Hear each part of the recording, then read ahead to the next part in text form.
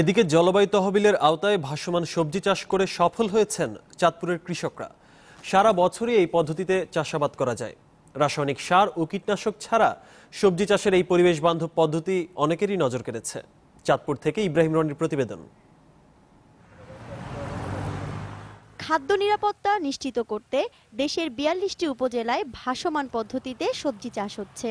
এর জন্য বেছে নেওয়া হয় বছরের অর্ধেক সময় পানি এবং কচুরিপানা থাকে এমন জায়গা। অল্প পানিতে কচুরিপানা জড়ো করে বাঁশ দিয়ে ঘিরে সবজি লাগানো জায়গা তৈরি করা হয়। চাঁদপুরের ৬ উপজেলার বিভিন্ন স্থানে ভাসমান জমিতে শাক, লাউ, টমেটো, বেগুন সহ বিভিন্ন সবজি ফলছে। এই পদ্ধতিতে সবজি চাষ করে সফল হচ্ছেন কৃষকরা। তৈরি করতে ২,০০০ টাকার মতন খরচ। সরকার আমাদের ৫০০ টাকা দেয়। নোয়াখালী বহুত লাকসা পর্যন্ত আমগো সারা যাইতেছে, তবে সরকারি সহযোগিতা হাইলে কিন্তু আমরা আটটু লাভবান করতে হতাম।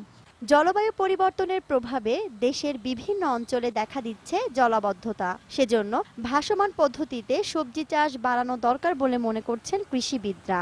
কৃষি সম্প্রসারণ বিভাগ কৃষকদের পাশে থেকে তাদেরকে এই প্রকল্পটি সবজি উৎপাদন করে তাদের আর্থিক যোগান দেওয়ার জন্য টেকনিক্যাল সহযোগিতা দিয়ে যাচ্ছে। তিনি জানান, সারা দেশে ১২,০০০ কৃষক ভাসমান পদ্ধতিতে সবজি চাষ করছে। দীপ্ত, বার্তা কক্ষ।